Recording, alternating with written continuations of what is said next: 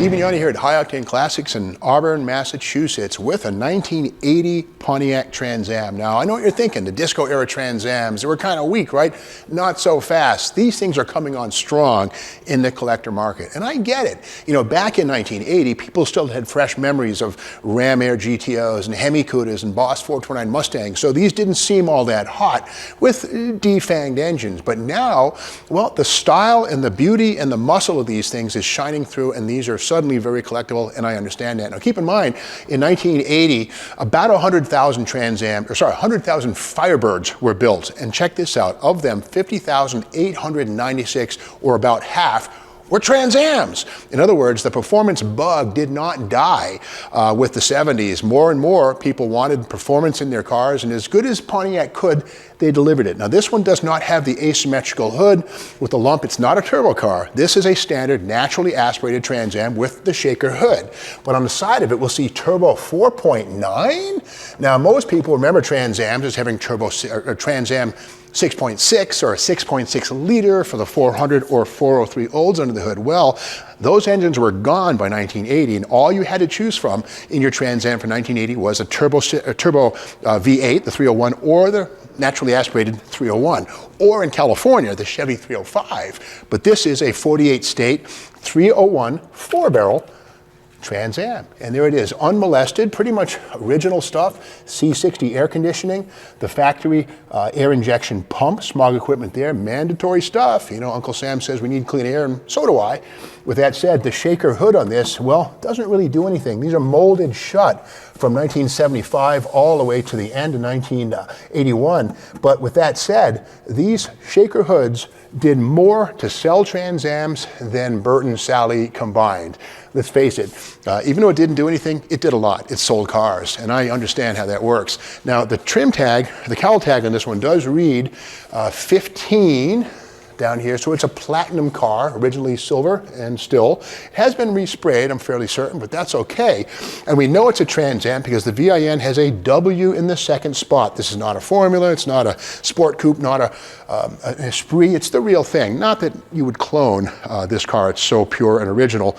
But with that said, it is the real deal. It does have the snowflake aluminum wheels, good to see those in place, versus the standard 5-spoke steel wheel with the trim ring, so nice to see that.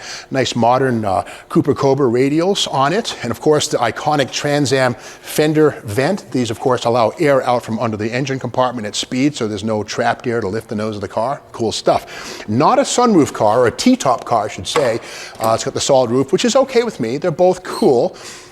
Inside, of course, buckets, center console, engine turned instrument panel, and all those applique panels. Just good looking stuff. Now this does have the 85-mile-an-hour speedometer, which was federally mandated after 1979 to help us all slow down and save fuel. Got to remember, in the 1970s, performance was a dirty word, and gasoline went over $1 a gallon. The world freaked out.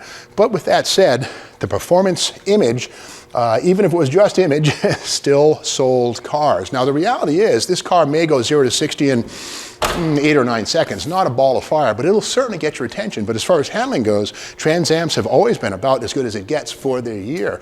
A lot of that has to do with suspension. This does have leaf springs in the back, but a big sway bar in the rear, and it's a very capable handling car. And that's the beauty of the Trans Am. It was equally braking and cornering as it was about acceleration. And no Trans Am would be complete without the trunk spoiler, which adorned all of these cars since 1970. And one thing too that wasn't standard but popular was the exhaust splitters. The stainless tips seen on both sides, right and left. The stock Trans Am exhaust was just basically an unadorned steel pipe that came out and kind of profiled. You wouldn't really see it, but straight out the back. But these again were extra cost and seen on probably 80% of Trans Ams. They were that iconic. Of course, they were first seen in 1964 on a GTO, where they were also an option.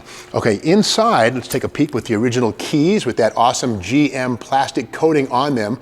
Kind of cool, GM stuff. Let's open that trunk, and of course, to do that, we've got to go behind the gas filler and open the lock. Up it goes. Yeah, nice. Original treatment inside with the platinum paint all around. Oh, the original owner's manual right here, 1980 Pontiac owner's manual, contains important operating information for your Firebird. Firebird Esprit, Formula, and Trans Am. And again, of the roughly 100,000 Firebirds built in 1980, half were Trans Ams, and half of those 50,000 or so cars were turbos. The other half were 301s, or in California, Chevy 305s. And it's nice to see here, of course, this car was built with the optional snowflake aluminum wheels. Here is number 5, the fifth wheel, the fifth Beetle, as it were. Original jack with instructions still in place inside. So that's the story of this 1980 Trans Am. These are coming on strong. This one's very nice, very original, unmolested. Has been resprayed, but under the hood it's pretty much as was, untouched. So these are building value quickly. And again, it's not a 403 or a 400, but you couldn't get those in 1980. So the 301 4-barrel under the hood is A-OK by my book. Not a turbo, which is kind of okay. They're kind of complex and sometimes trouble-prone. The carbureted ones, not so much. Now this car can be purchased from High-Octane Classics with as little as 10% down, and High-Octane Classics does deliver cars after sale to your home, your school, wherever you'd like, and they do consider trades, late models, collector cars, you name it, they'll consider it as a possible trade.